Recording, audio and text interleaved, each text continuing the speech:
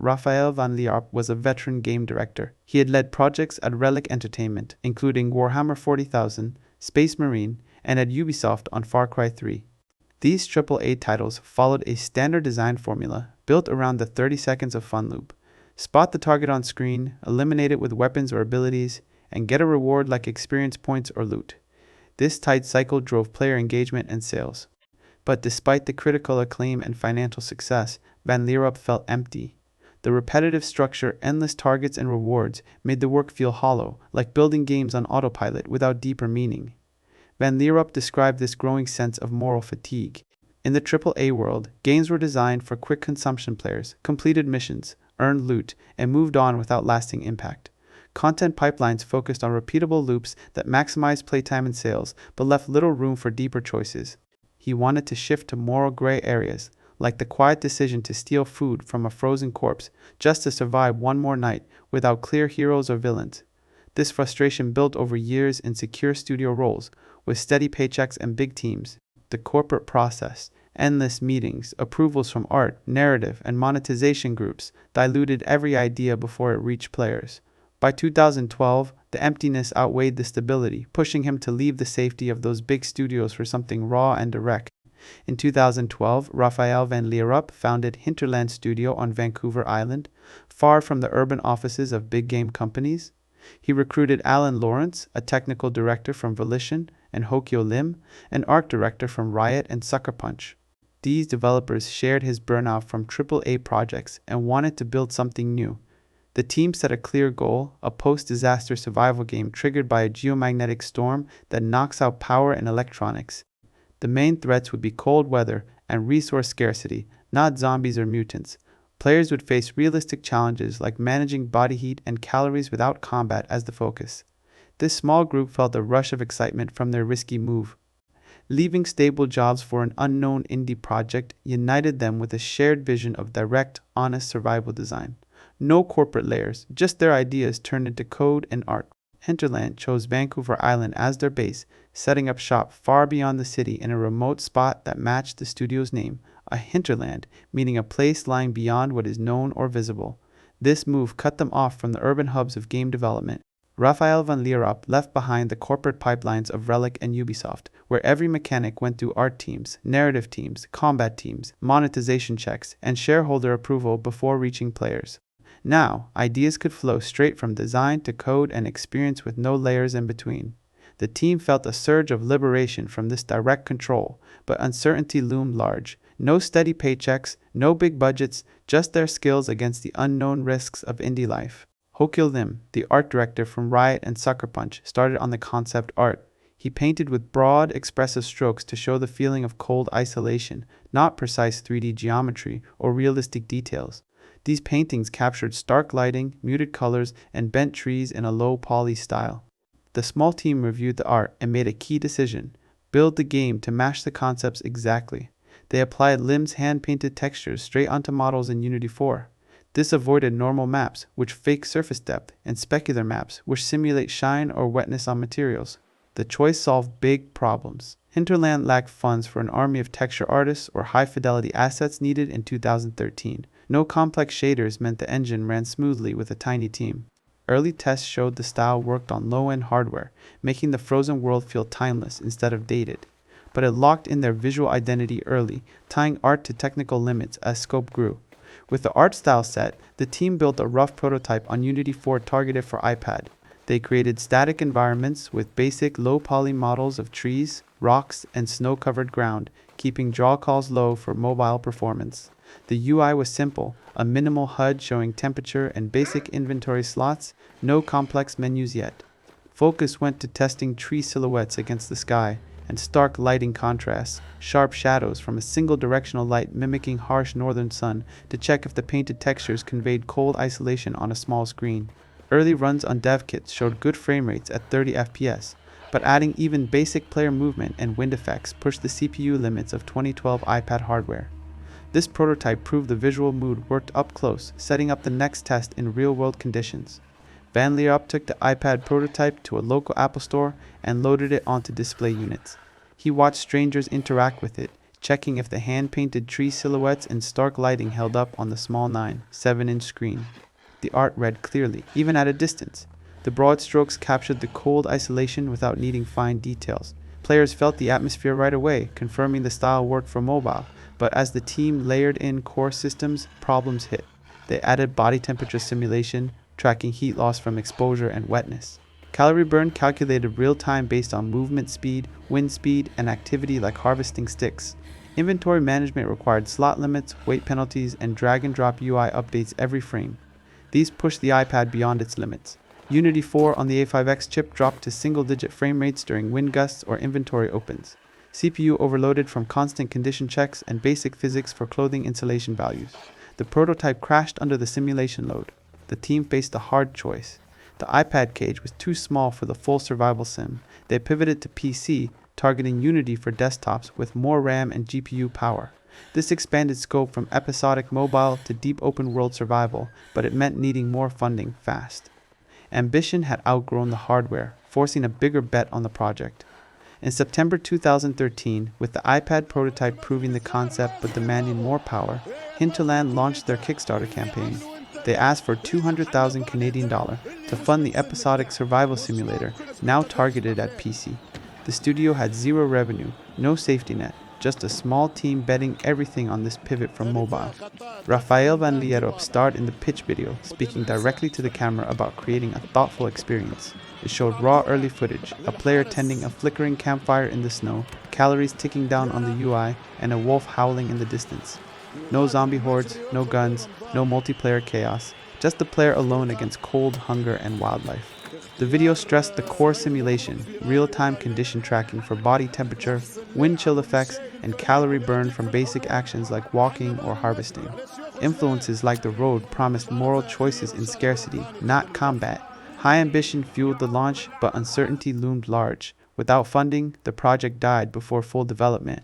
The team watched pledges trickle in, hearts heavy with the risk of failure. Halfway through the 30-day campaign, pledges slowed to a crawl. The Kickstarter dashboard showed daily updates barely cracking $1,000 Canadian, far short of the pace needed to hit $200,000 Canadian. This mid-campaign stall, known as the Valley of Death for indie projects, claimed most crowdfunding attempts, where initial excitement faded without a viral spike from shares or press. Hinterland's small team refreshed the page obsessively, tweaking updates with more prototype footage of the Unity 4 calorie system and hand-painted textures. They posted devlogs detailing wind chill calculations based on player speed and clothing layers, but traction stayed flat.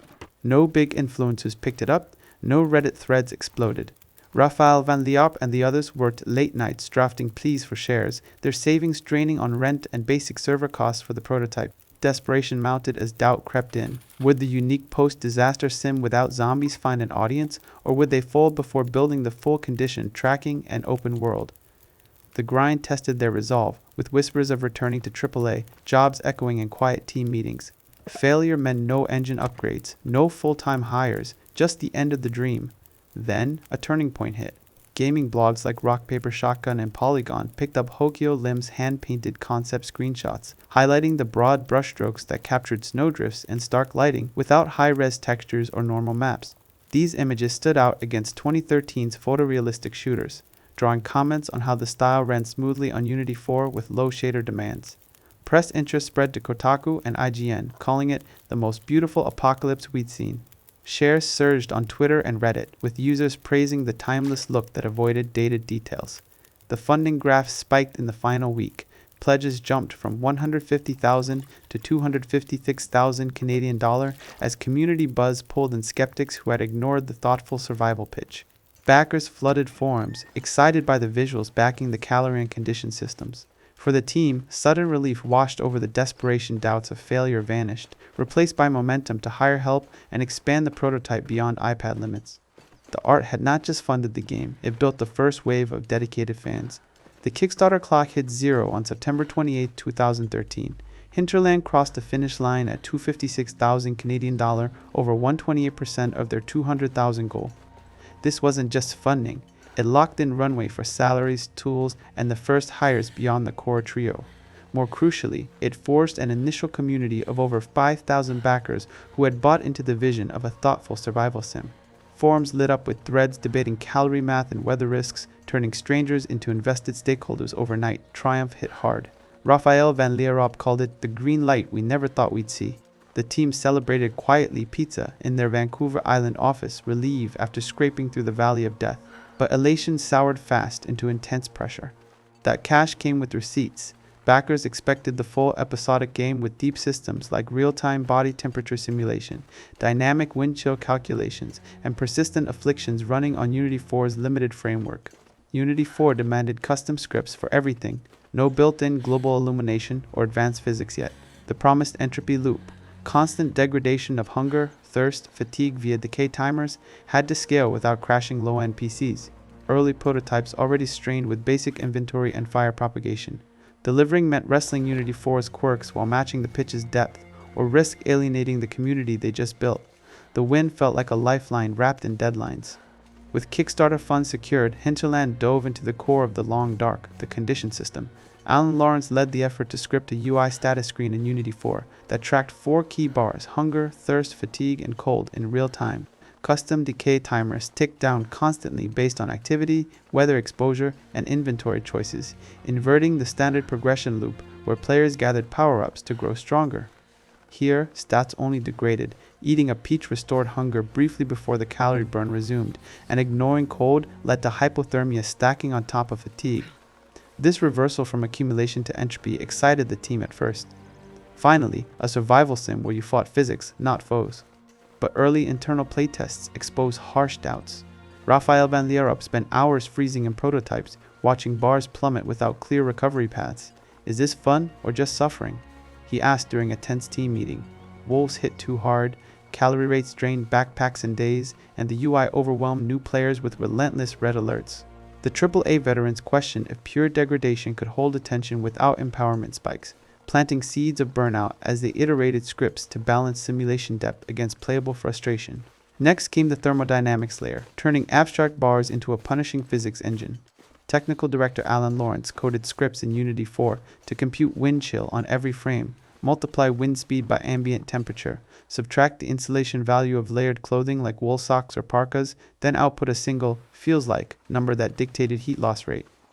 A 20 km/h gust at 10 degrees C with wet boots could drop the effective temp to 25 degrees C, accelerating fatigue by 30% per minute.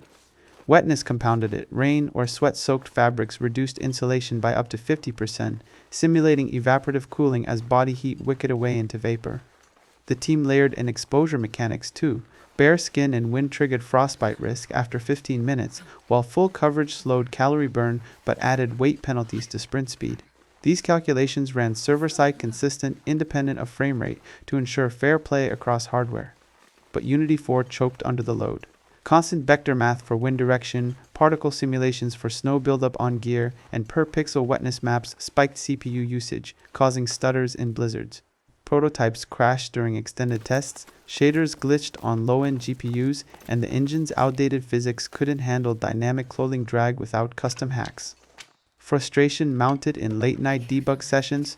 Rafael paced the small office as builds failed again, the team snapping at each other over engine limitations that forced compromises on their vision of unrelenting realism. We're simulating nature, but the tool is fighting us harder than the cold, Alan muttered, highlighting the growing rift between ambition and outdated tech. Next came the affliction system, turning temporary hurts into lasting scars. The team coded persistent conditions that lingered for hours or days, demanding real management. Frostbite kicked in after 15 minutes of bare skin and high winds, blackening toes and reducing sprint speed by 40% until warmed by fire and bandaged with cloth strips. Eating raw venison triggered parasites, draining calories at double rate and causing dysentery that forced frequent toilet breaks, only curable by antibiotics, scavenged from clinics or rested out over 48 in-game hours. A sprained ankle from rough terrain halved movement speed and added limb animations, healable only with rest in a bed and painkillers, no quick fixes like health potions. This broke the standard HP bar model. Recovery scripts checked item inventory and time elapsed every update cycle. Frostbite needed 4 hours by fire plus gauze. Parasites required 2 full rest cycles without food intake. Sprains demanded 24 hours immobile. No instant resets. Every error compounded, stacking risks like hypothermia on top of infection. Playtesting turned brutal. Testers died repeatedly from cascading failures. A minor sprain in a storm led to frostbite, then starvation as they couldn't hunt.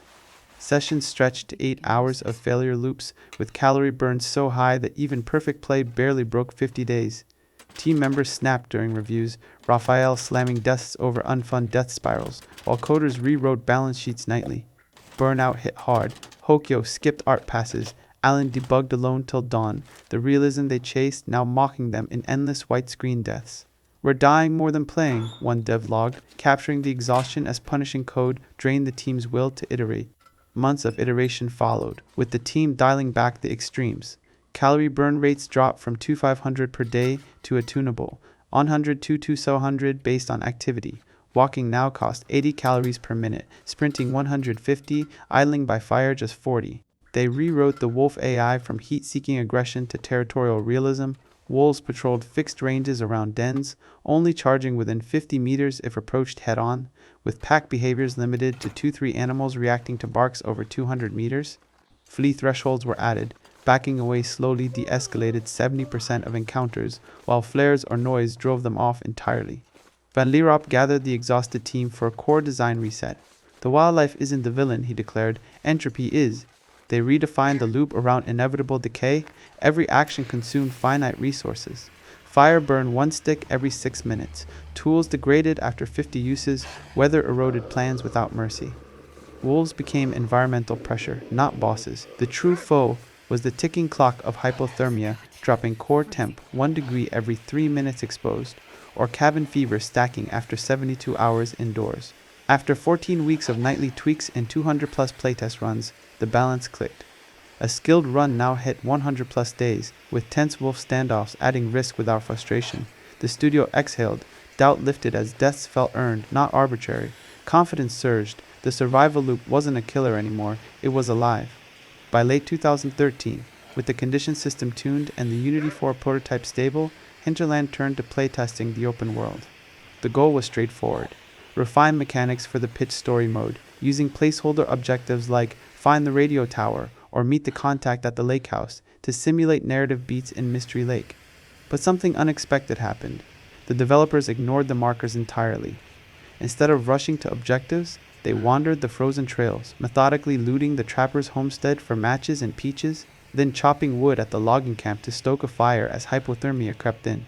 They harvested cattails from the ice edges for calories, risking a sprained wrist on the climb back, and bedded down in the camp office only after confirming no wolf tracks circled the perimeter. Hours slipped by in these sessions. No dialogue, no cutscenes, just the raw simulation. The team felt a profound ownership, crafting their own rhythms, a 12-hour sleep to recover fatigue, a quick coffee brew to push through cabin fever after 3 days indoors. Deaths came from small oversights, a forgotten wet sock dropping insulation by 20%, or idling too long in 30°C wind chill. But restarts fueled sharper strategies, like caching supplies in the attic before venturing out. The surprise hit hard. This testbed wasn't supporting the story, it was eclipsing it. Van Lierop watched his leads debate optimal fire-starting kits over plot points, sparking real doubt. Was the episodic narrative still the heart of the Long Dark, or had they accidentally built the real game in the sandbox? The revelation shook their original plan, blending excitement with uncertainty as the freedom of existence proved more magnetic than any script. The playtesting revelation forced a hard pivot. The original plan, an episodic story mode funded by Kickstarter, faded as the sandbox's pull grew undeniable. With cash from backers burning fast and no narrative ready, Van Lierop and the team made the call, released the sandbox as a standalone early access title on Steam. It would serve as a live test bed for the condition systems, hunger decay, wind chill calculations, affliction persistence, all built and tuned on the Unity 4 engine. Players could stress test the calorie burn rates, insulation math, and entropy loop in real time, sending feedback to refine it while generating revenue to keep the studio afloat. The fear was palpable. This wasn't the pitched game, it was a mechanics demo without plot, cutscenes, or endgame. Where's the story? Backers might demand. Where's the game? Trolls could swarm. Releasing an incomplete build risked killing momentum before Wintermute even started. But necessity overrode doubt. Hinterland needed player data and dollars now, not perfection later. Boldness took hold amid the anxiety.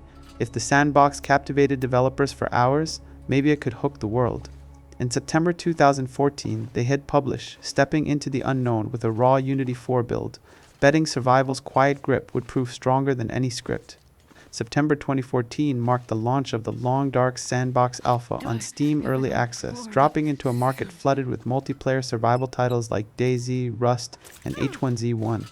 Those games thrived on player versus player griefing, beach spawns with rocks turning into brutal beatdowns, and constant shouts over voice chat. Hinterland offered the opposite, pure single-player isolation on Great Bear Island, no other humans, no zombies, and no guns in the initial build. Just wolves, weather, and the condition system's relentless decay, timers tracking hunger, cold exposure via wind chill math, and fatigue buildup. The team launched with raw anxiety, convinced backers expecting the Kickstarter story mode would revolt over this mechanics, only released without plot or objectives. Steam forums and Reddit braced for backlash on bugs in the Unity 4 build, like aggressive wolf pathing or calorie rates that drained too fast. But players didn't rage. They dove in, keeping real-world diaries, logging Day 1 loot runs in Mystery Lake cabins, Day 4 rifle misses on deer, and Day 10 freezes from unmet insulation needs. Forums filled not with bug reports first, but epic tales of permadeath, faded into the long dark after 47 days when a blizzard pinned me without matches. Shared maps marked prepper caches and corpse sites, turning strangers into storytellers. The anxiety melted into pure joy as Van Leerup read player journals mirroring the team's own playtest trance, proof the emergent narrative engine worked, systems alone birthing ownership deeper than any script. Sales climbed, feedback refined the affliction, persistence like sprain limbs and food poisoning durations, and Hinterland realized they'd unleashed not a demo but a living world. By 2015, with the sandbox thriving on Steam Early Access and nearly 1 million copies sold, Hinterland faced a harsh technical reality. Unity 4 was creaking under the weight of their growing simulation. Shaders rendered flat lighting that killed immersion at dusk, physics clipped through cabin doors during wind gusts, and save files corrupted from overloaded memory budgets in expanded regions like Mystery Lake. The team knew they needed Unity 5's power, but porting a live game while thousands of players logged daily hours was like swapping engines on a jet mid-flight. Raphael Van Leerup called it the nightmare migration, a decision that pushed the small studio to its breaking point. Technical director Alan Lawrence led the charge, coordinating a skeleton crew through months of hell. Every shader rewrite shattered dynamic weather calculations, forcing recalculations of wind chill vectors and insulation values that fed into the condition system's real-time feels like temps. Physics overhauls broke wolf pathfinding AI, turning predators into jittery ghosts that phase through trees, while save file migrations risked wiping player progress on permadeath runs past day 100. Hotfixes rolled out weekly amid forum panic.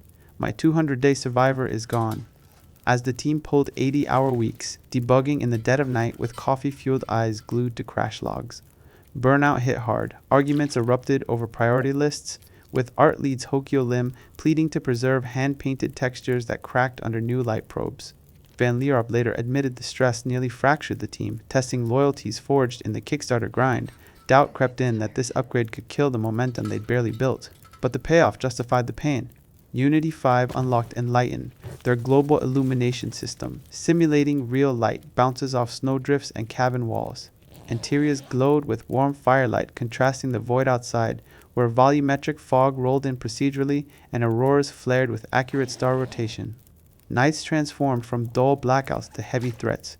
Darkness now truly hid wolves and blocked container searches, forcing players to hoard lanterns and feel the psychological weight of isolation. The migration, scarred by exhaustion, cemented Hinterland's resilience, turning a potential disaster into the technical backbone for deeper expansions. Unity 5's upgrades breathed life into the frozen world, starting with volumetric fog that thickened realistically during blizzards, scattering light rays and obscuring sightlines to heighten vulnerability. Dynamic shadows stretched long at dusk, cast by swaying pines and flickering campfires, while procedural weather systems generated patterns that swept across the map, calm flurries in Mystery Lake giving way to relentless gales elsewhere. Pleasant Valley became a wind tunnel by design, with code weighting higher gust probabilities to punish open field travel and force shelter seeking. Light itself turned into a core mechanic, total darkness halted, container searches, crafting, and spotting stalking wolves, demanding players manage lanterns or risk blind fumbling. Warm interiors, lit by bouncing firelight off log walls, offered stark contrast to the pitch-black outdoors, creating a psychological refuge amid the void. After the migration's grueling toll, this relief washed over the team nights now felt truly heavy and immersive, validating their exhaustion as players raved about the tangible dread of sunset, pulling the simulation deeper into emotional reality. Hinterland turned next to expanding the world beyond Mystery Lake, introducing new regions as tactical biomes that modified difficulty through layout and resources. Coastal Highway brought houses packed with loot but forced players across wolf-prowled frozen ice, where packs hunted in open sightlines and weather-amplified risks. Pleasant Valley sprawled vast and shelter-poor, demanding long treks that maximized exposure to wind chill and calorie drain, turning every crossing into a test of planning. To keep performance stable on 2015 hardware, the team split the world into separate scenes loaded one at a time, masking transitions with caves, mines, and ravines that players crawled through for minutes, hiding the brief hitches while building tension.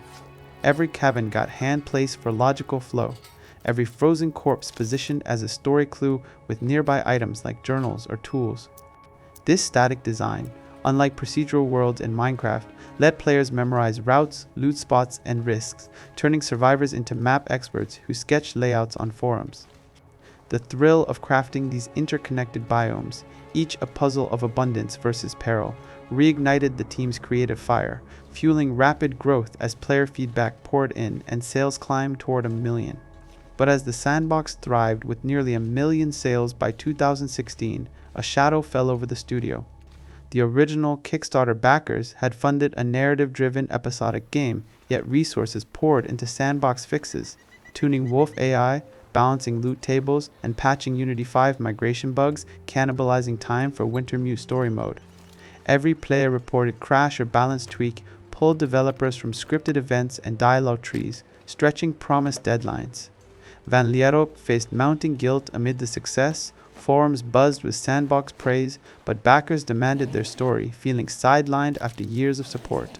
To buy time, the team announced Wintermute as a larger 5-episode saga, hiring voice actors like David Hayter from Metal Gear and Mark Meer from Mass Effect. This raised production scope, full motion capture, cinematic cutscenes, complex triggers integrated with survival systems, but amplified pressure as the episodic pivot signaled delays could stretch years, trapping the studio between grateful sandbox players and frustrated original funders. August 1st, 2017 marked the version 1.0 launch of The Long Dark, finally delivering episodes 1 and 2 of Wintermute after 3 years of early access. The update integrated scripted quests into the Unity engine, which had been tuned for open-ended survival simulation with real-time condition tracking and dynamic weather. Players now face fixed camera angles during cutscenes and NPC interactions, breaking the first-person immersion they loved in sandbox mode. Trust meters require repetitive tasks like gathering specific amounts of wood or food to build NPC relationships, turning natural survival into grindy checklists. The UI felt clunky, with oversized quest banners blocking views and mission triggers failing to fire, leaving players stuck in tutorial ravines or repeating failed wolf stealth sections. This clashed hard with sandbox freedom, where players roam vast regions at their own pace, managing calorie deficits and wind chill without handholding. In Wintermute, wolves became predictable, scripted spawns on linear paths, and dialogue trees halted exploration until objectives cleared. Bugs piled up, save corruption from mismatched simulation states, physics glitches in ravines, and audio desyncs during storms. Players who had mastered 100-day survival runs felt handcuffed, reporting hours lost to invisible barriers or unskippable sequences. Excitement from the long-awaited story drop flipped to frustration across forums and Steam reviews, dipping to mixed ratings. For the team, launch day hype soured into crisis mode as bug reports flooded in, exposing how sandbox-optimized code rebelled against rigid scripting. Every weather event or affliction change risked snapping quest states. Van Lierop and developers scrambled with hotfixes, their pride in the milestone turning to exhaustion as the community's passion turned against them. Steam reviews plummeted to mixed within weeks of the 1.0 launch, with thousands of players venting frustration on forums and Reddit. The sharpest criticism targeted the fetch quests in Wintermute, where players had to collect exact amounts of wood or food to fill NPC trust meters, tasks that felt like rote checklists in a game built on organic survival needs. Stiff animations and off lip sync during Grey Mother dialogues broke immersion, especially compared to the fluid first-person exploration of sandbox mode. Wolves, Once dynamic predators guided by pathfinding AI and scent detection in open regions now spawned on fixed linear paths as scripted stealth hurdles, forcing trial and error retries without the emergent tactics of real weather or fatigue interference. This exposed a core technical and design clash. The Unity engine's systemic simulation, real-time decay timers for calories, wind chill calculations, and affliction propagation was optimized for player-driven sandbox runs, not rigid narrative scripting with quest states, trigger volumes, and dialogue branches. Every scripted event locked simulation variables, halting the freedom players had mastered over 3 years, like choosing to risk hypothermia for a distant loot cache. The vocal community tension hit hard. Longtime fans who had shared 500-day survival diaries now felt betrayed, flooding dev streams with demands to fix the story or scrap it. For Van Leeuwen and the team, the backlash triggered a painful identity crisis. What was The Long Dark? A pure survival sim where entropy ruled, or a hybrid with cinematic storytelling? Late-night postmortems questioned if narrative rails could ever mesh with systemic depth without diluting both, forcing the studio to confront whether their pivot from iPad prototype to decade-long opus had stretched their vision too thin. In late 2018, after over a year of intense community feedback and internal review, Hinterland released the Redux update for Wintermute episodes 1 and 2. The decision stemmed directly from the 1.0 backlash, where players highlighted issues like grindy trust meters, static camera angles during dialogues, and thousands of lines of dialogue that felt disconnected from the survival simulation. The team scrapped those elements entirely, deleting the trust meter that required precise resource gathering for NPC progression, removing fixed camera setups that broke first-person immersion, and rewriting dialogue to align with systemic needs like real-time calorie decay and weather interference. This overhaul was born from raw pain.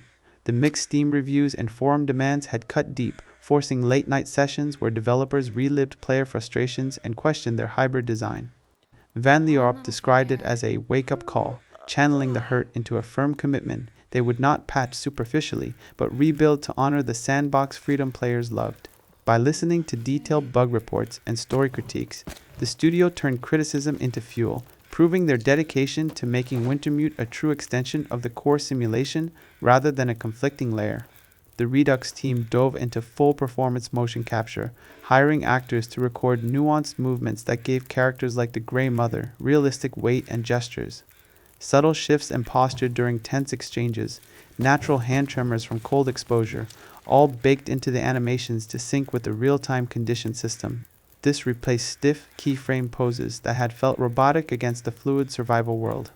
Simultaneously, they implemented first-person dynamic cameras for conversations, inspired by techniques in Half-Life and Firewatch, where the view stayed immersive without cutting to third person, allowing weather effects like blowing snow to interrupt dialogue and force survival checks mid-scene.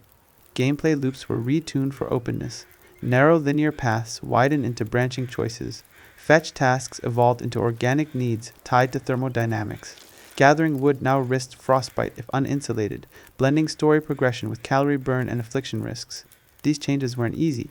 Integrating mocap data strained the Unity engine's animation pipeline, causing rigging conflicts and performance dips that required weeks of optimization to maintain 60 FPS on mid-range hardware. Yet overcoming these hurdles deepened immersion, making Wintermute feel like a lived survival tale rather than scripted theater, turning player frustration into a profound sense of unity between narrative and simulation. As the years progressed into 2019 and beyond, a critical technical bottleneck emerged from the intertwined code bases of Survival and Wintermute. Every tweak to the sandbox, like refining wolf pathfinding algorithms to make PAX patrol more realistically based on scent trails and visibility cones, rippled into the story mode, corrupting scripted sequences where a bear encounter was timed to a precise dialogue trigger. Fire propagation changes, meant to simulate realistic wood consumption rates in campfires, would desync cutscene timings or cause physics glitches in linear mission paths. This tangled dependency turned routine updates into multi-week debugging marathons, stalling both modes and fueling developer burnout. Hinterland took a radical step. They decoupled the game into two distinct executables under the hood, one optimized purely for the systemic survival sandbox, the other for Wintermute's narrative scripting. This architectural split used shared asset libraries for art and audio, but isolated core logic, allowing Wolf AI overhauls or loot table adjustments to deploy to sandbox players without touching story events. The relief was immediate. Teams regained the freedom to iterate aggressively on survival features like the new Ash Canyon region's rope bridges and crampon mechanics, while narrative writers focused on Episode 3 without fear of regressions. Players noticed the stability too, fewer crashes, faster patches, and trust rebuilt as updates flowed steadily, proving Hinterland's commitment to both their emergent sandbox legacy and the promised story closure. By 2022, The Long Dark was 8 years old with 1 million active monthly players, but the free updates model strained the studio now at over 50 people.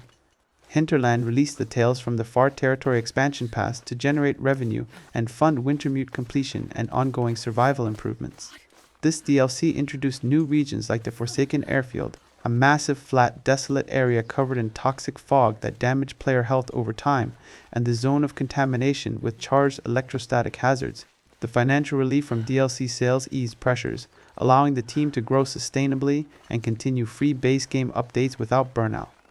The Glimmer Fog and Tales from the Far Territory added a charged electrostatic hazard that triggers insomnia after prolonged exposure. The code tracks cumulative exposure time, increasing a hidden insomnia debuff that raises fatigue decay rates and risks hallucinations if sleep is skipped too long. Players must now rotate shelter use and time outdoor exposure carefully, as untreated insomnia leads to blurred vision, impaired aiming, and a madness state that forces erratic behavior like dropping items randomly. This marked a shift from physical threats like wind chill and calorie burn to mental decay layers in the condition system. Other hazards like toxic fog and Forsaken Airfield drain health passively while awake, demanding integrated sleep management across biomes. Developers tuned these to create emergent tension, where ignoring mental stats snowballs into total breakdown. Players reported thrill in the added depth, pushing their mastery of the simulation to new limits as every decision balanced body and mind against the indifferent wilds. Hinterland introduced key gear upgrades in the Tales from the Far Territory expansion to deepen late-game logistics. The Travois sled, crafted from saplings and deer hide, lets players drag up to 80 kilograms of extra loot across regions without inventory penalties. This shifts the playstyle from static base building to nomad migration, where players haul entire stockpiles like canned food and tools between biomes, weighing travel time against resource decay from exposure. The technical backpack expands carry capacity by 30 slots with modular straps for rifles or lanterns, while crampons attach to boots to prevent slipping on ice, enabling safe traversal of rope bridges in Ash Canyon. These items create gear gating. Players must harvest or loot specific materials mid-run to unlock them, forcing risk-reward choices in high-hazard zones. Developers balance the system so overloaded Travois slows movement by 40% and attracts wolves via noise, turning greed into a tactical enemy. Players report deep satisfaction in mastering these chains, planning multi-day hauls, caching supplies at transition caves, and optimizing loadouts for blizzards, transforming survival into a rewarding puzzle of efficiency and foresight. Even after nearly a decade, integrating new content into The Long Dark's complex codebase brought fresh challenges. The Kruger update, part of Tales from the Far Territory, aimed to add a stealthy predator with unique pounce mechanics and scent tracking AI. It was delayed twice in 2022 due to pathfinding bugs that caused the cougar to clip through terrain or spawn inside player shelters. When released, players reported unfair detection ranges up to 100 meters through walls and instant kills that bypassed the injury system. Community forums lit up with data logs from custom toolbox runs, showing hit detection errors in 30% of encounters. Hinterland rolled it back within 48 hours, hotfixing the AI state machine to use line-of-sight checks and reducing pounce range to 15 meters. Console versions faced worse. DLC integration triggered save wipes on PlayStation and Xbox, as the expanded region data exceeded save file limits by 2 MB, corrupting progress in Ash Canyon transition zones. The team pushed server-side patches to compress asset streaming and added backward compatibility for old saves. These fixes took weeks of daily dev streams, where Rafael Van Lierop shared code diffs and crash reports live. Stability returned, crashes dropped 85%, proving the decoupled survival and Wintermute codebases could handle DLC scale. For the team, each rollback and patch fueled pride in their responsiveness. They turned player data into direct improvements, keeping trust alive in a game built to last. By 2022, after 8 years in early access and full release, The Long Dark reached 1 million active monthly players. This success came without multiplayer modes, battle royales, or microtransactions, just a single-player survival sim that refused to rush. The game evolved into the pioneer of the slow survival subgenre. Players no longer chased fast loot cycles or kill streaks. Instead, they embraced deliberate pacing, harvesting cattails for hours, charting weather patterns across static regions, or arranging canned goods on shelves for base coziness. It became a digital retreat, a counterpoint to real-world chaos. During global events like the pandemic, download spikes showed players using it for calm focus, managing simple needs like cold, hunger, and fatigue amid life's bigger stresses. Central to this longevity was the custom toolbox, added in updates around 2020. Players could tweak over 50 variables directly in the menu, calorie burn rates from 0, 75x to 2x normal, wolf spawn density from 0 to maximum, resource respawn timers from infinite to daily cycles, or weather frequency sliders for endless blizzards versus clear skies. These sliders fed into the core simulation code, altering decay timers, loot tables, and AI behaviors without needing new assets. Hardcore runs doubled injury recovery times. Casual modes disabled permadeath and added harvest nodes. For Hinterland, watching players own the simulation brought deep fulfillment. Forum threads filled with 500-day runs, hand-drawn maps of far territory biomes, and shared diaries of emergent tales like surviving a Glimmer fog siege by rationing sleep aids. This player-driven legacy turned a basement prototype into an enduring world, where the team's code enabled countless personal apocalypses, proving their vision outlasted trends. Episode 5 of Wintermute remains in active production at Hinterland, the final chapter to close the saga of Crash survivors, Will McKenzie and Astrid Greenwood. The story arcs tie back to their origins in the geomagnetic storm, resolving open plot threads from earlier episodes with new scripted events in expanded far territory regions. Development integrates advanced motion capture for character animations, ensuring natural movements during dialogue and interactions, while blending survival mechanics like Glimmer Fog Insomnia and Travois hauling directly into narrative sequences. The decoupled codebases, separate executables for survival and Wintermute, prevent sandbox updates from breaking story triggers, allowing Episode 5 to pull live simulation data without conflicts. This perfectionism, driven by Van Liarp's commitment to quality, has delayed release multiple times, building tension as players crave closure after a decade of waiting, their forums filled with speculation and pleas for the ending they imagined during endless sandbox runs. Hinterland Studio grew from a handful of founders in a Vancouver Island basement to over 50 staff members by the early 2020s. The expansion added specialized roles in code, art, audio, and QA to tackle complex updates like the decoupled survival and Wintermute executables, Glimmer Fog Insomnia simulations, and Travois physics for loot hauling. DLC expansions such as Tales from the Far Territory generated steady revenue through new regions and hazards, funding free Wintermute episodes for all owners while supporting survival improvements like custom toolbox variables and crampon gear gating. This model ended the strain of relying solely on base game sales and Kickstarter funds, bringing immense relief that let the team prioritize polish and depth over survival. Hinterland committed to lifetime free updates for all base game owners, delivering new regions like Ash Canyon with its rope bridges and crampons for icy traversal, alongside tweaks to the custom toolbox that lets players adjust over 50 simulation variables such as calorie burn rates and resource respawn timers. The decoupled codebases, now running as separate executables for survival and Wintermute, enabled independent enhancements to the sandbox, updating wolf pathfinding or fire propagation algorithms without risking scripted story events. This loyalty to backers from the 2013 Kickstarter fostered a lasting community bond, turning early supporters into a dedicated forum of cartographers and diarists who felt truly invested in the game's endless evolution. Hinterland envisions an endless evolution for the long dark survival simulation, influencing a new slow survival genre where players manage decay timers and environmental systems over quick combat loops. The studio embraces an iterative development model with no fixed end date, releasing free updates to base game owners that tweak core algorithms like calorie burn rates, loot distribution tables, and weather pattern RNG weights across regions. This approach keeps the codebase flexible through decoupled survival and Wintermute executables, allowing ongoing enhancements such as new affliction types or expanded custom toolbox variables without major overhauls. Despite risks of developer burnout from a decade-long project and a team now over 50 people, the outlook remains hopeful. Each player-generated story, from day 500 marathons to hand-drawn maps, fuels the motivation to sustain the quiet apocalypse, ensuring perpetual personal victories in a world that never truly ends.